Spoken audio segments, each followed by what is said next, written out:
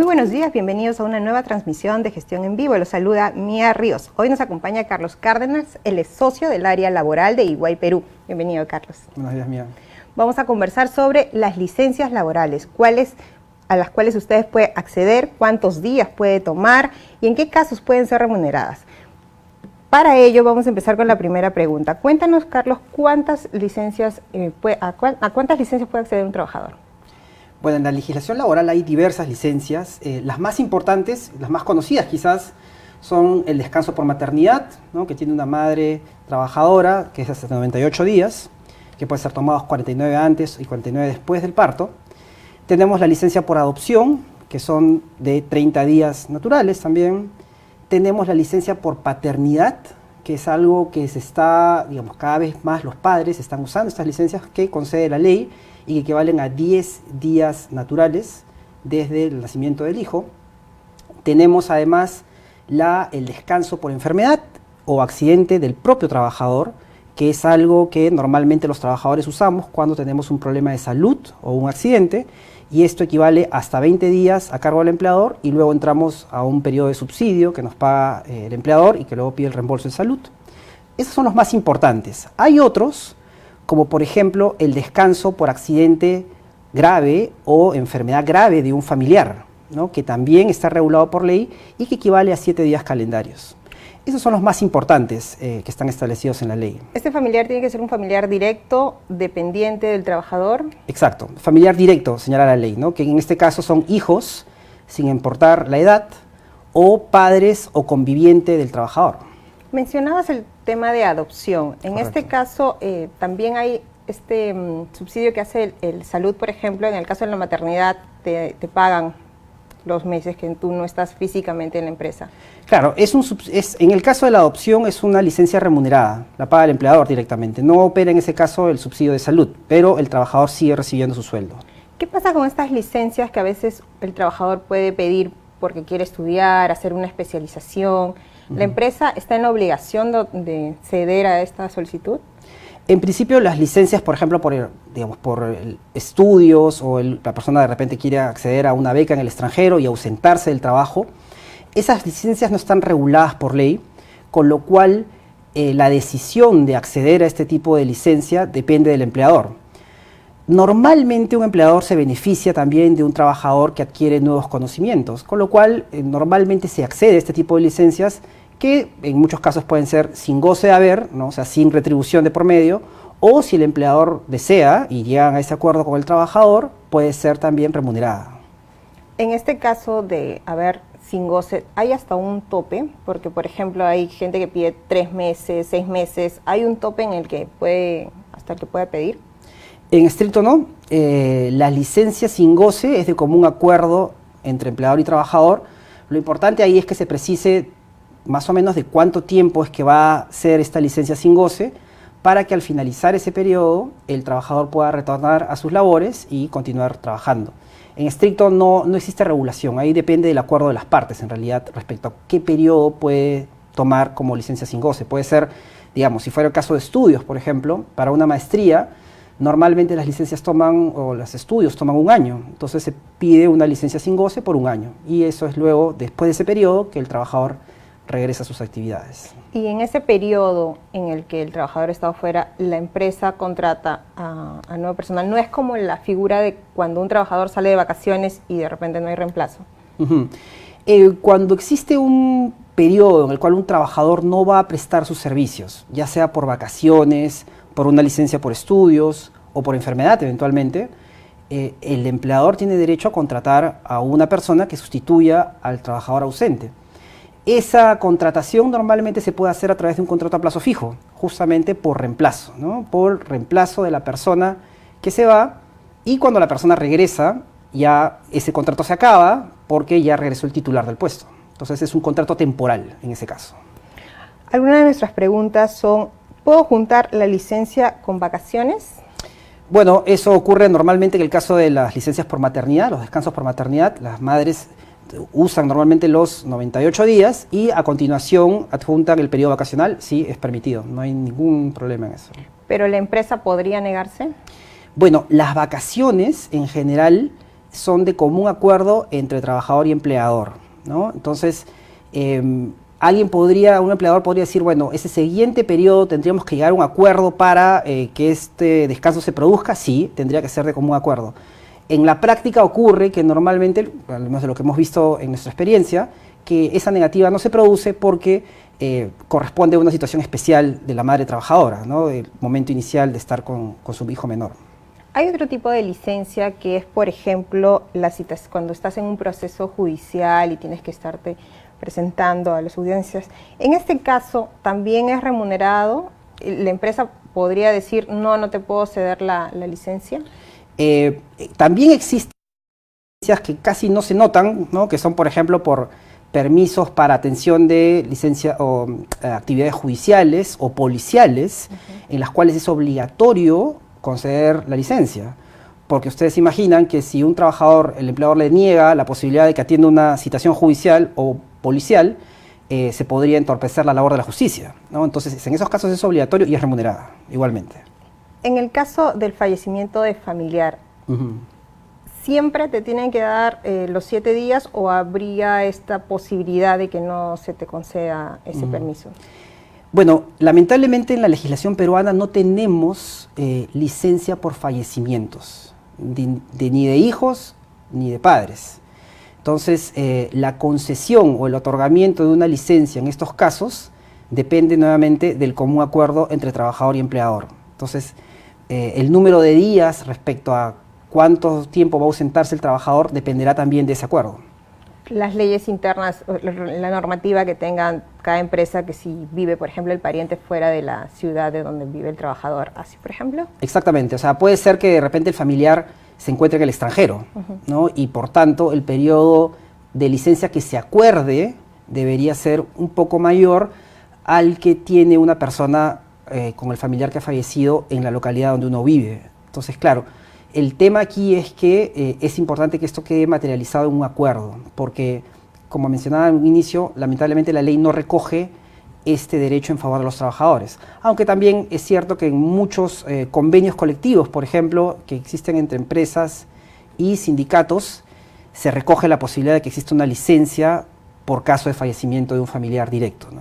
En la práctica, sí se da, la mayoría de empresas sí dan. En la práctica se da mucho y tiene un sustento. Ustedes imagínense que haya un familiar o un trabajador que ha tenido una pérdida de un familiar directo, esa persona no está en su mejor capacidad para continuar desarrollando su actividad. Entonces, por un tema de razonabilidad, en muchos casos los empleadores deciden que esto es procedente. ¿Por qué? Porque es necesario que exista un periodo para que la persona pueda recuperarse emocionalmente de una circunstancia como esta. En este caso, se paga entonces esos días. Sí. La mayoría de empresas deciden. Allí podrían llegar a un acuerdo, ¿no? De hacer una licencia sin goce o hacer una licencia con goce. ¿Qué sería lo normal? Que sea una licencia con goce, porque de lo contrario, claro, el trabajador sobre la pérdida que ha tenido dejaría de percibir una remuneración, lo cual no es la mejor situación para el momento que enfrenta. Tenemos otra pregunta. ¿Hay licencia si me quiero casar? Licencia por matrimonio. Por matrimonio. En el sector privado no tenemos licencias por matrimonio. En el sector público existe la posibilidad de que uno pueda pedir un adelanto de vacaciones con motivo del matrimonio. De tal manera que es una especie de licencia, pero, digamos, no está denominada de esa manera. Y en el privado, entonces, tendrías que pedir por la forma tradicional y dependerá del empleador si Exactamente. te la aprueba. Exactamente. En el caso del ámbito privado, todas las licencias que no estén reguladas por la ley son materia de acuerdo, ¿no? ¿Y cuáles son las que no están reguladas? Las que habíamos comentado hace un momento, por ejemplo, la licencia por educación, ¿no? O por una maestría, una licencia porque una persona quiere desarrollar una actividad particular de repente, o por ejemplo por un tema de fallecimiento de un familiar. ¿Esta licencia por enfermedad o accidente es el descanso médico o es otro tipo de licencia? No, es el descanso médico, así se le conoce. Cuando es de un propio trabajador, ¿no? Yo de repente tengo un problema de salud y me voy a ausentar de mi centro de labores por 3 días, entonces acudo al médico y el médico me extiende un certificado en el cual me conceden este descanso médico. Luego que me lo han concedido, yo tengo que informarlo al empleador y el empleador lo contabilizará dentro de los 20 días que, conforme a ley, él tiene que reconocerme por descanso médico al año. Precisamente sobre ese tema tenemos esto del descanso médico. Acá tenemos una inquietud que nos dice, ¿hay un límite máximo para poder tener el descanso médico? Claro, cuando uno se enferma o tiene un accidente, por ley la empresa me tiene que pagar 20 días, directamente ella. Luego de ese periodo entra lo que se llama una incapacidad temporal, ¿no? Y que por ley es de cargo de salud, ¿no? Salud es la que paga directamente, es la que paga esto. Ahora, ¿cómo funciona el procedimiento de pago? De acuerdo a la ley, es el empleador el que paga esto que se denomina subsidio, y luego salud le reembolsa al empleador ese subsidio. ¿Hasta cuándo? Es la pregunta, ¿no? Por incapacidad temporal es hasta 11 meses y 10 días que me pueden reconocer este pago. Y supongamos que se excede este tiempo.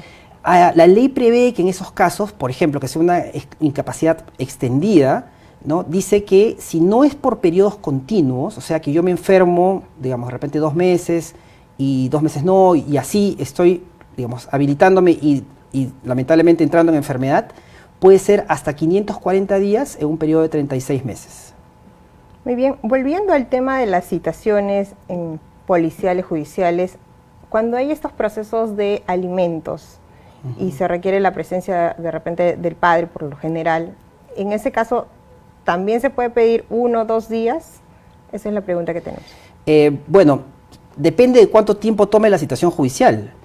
Si la citación judicial, por ejemplo, para un caso de alimentos, normalmente no toman más de 3 o 4 horas. Entonces, el periodo de licencia que me reconoce la ley por el caso de atención de citaciones judiciales tiene que ver con la duración de la citación. De tal manera que si yo tengo la duración de la citación es de 3 horas, no puedo tomarme 2 días, ¿no? Debería estar ajustado al periodo que me demanda o al tiempo que me demanda atender esa licencia.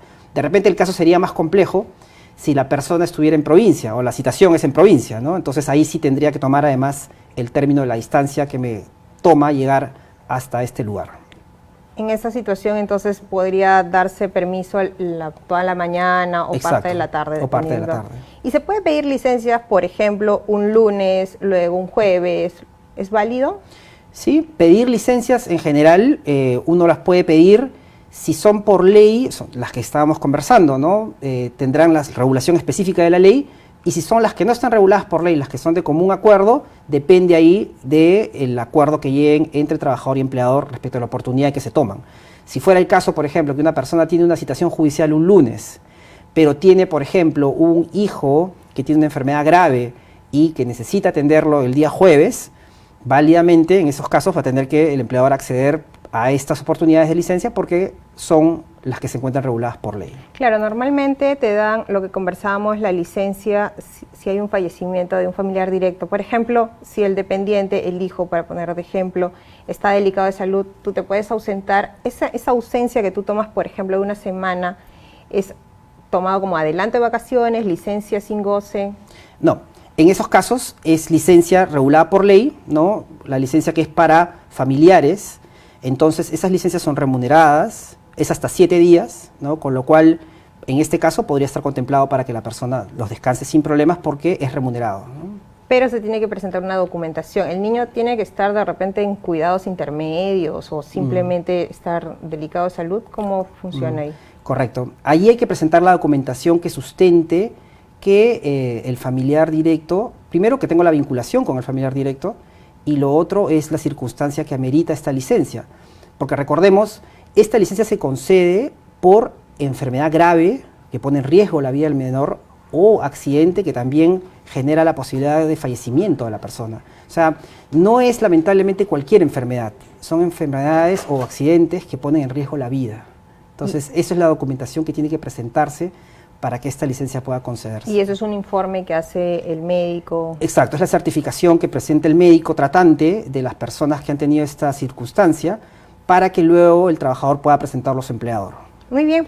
Ya para terminar, Carlos, ¿podrías por favor hacernos así mención de las licencias que son remuneradas, de repente las más conocidas, y cuáles son las que de repente no se puede acceder tan fácil?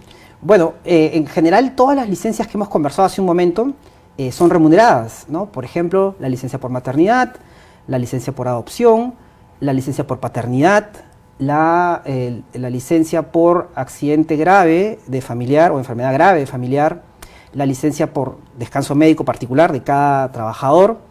Estas son las licencias más importantes, todas son remuneradas. La diferencia quizás estriba en que cuando no son estas, sino son otras, ¿no? Por ejemplo, por una maestría que no está prevista en la ley, ahí para que sea remunerada yo tengo que tener el acuerdo con mi empleador. Si no tengo un acuerdo respecto a que sea remunerada, la licencia en principio va a ser sin goce de haber, o sea, no remunerada. Eso creo que quizás es lo más importante para que las personas lo tengan siempre presente. Pero las empresas podrían decir, no queremos ni siquiera no remunerado, entonces ahí tendría que proceder la renuncia. Bueno, allí si la persona, digamos, no aceptan el pedido del trabajador respecto al uso de una licencia, lo que va a proceder, digamos, son dos alternativas básicamente, ¿no? La renuncia, como tú bien señalas, Mía, o que el trabajador reevalúe la necesidad del descanso que está solicitando, ¿no? Ok, muchas gracias, Carlos, por habernos acompañado.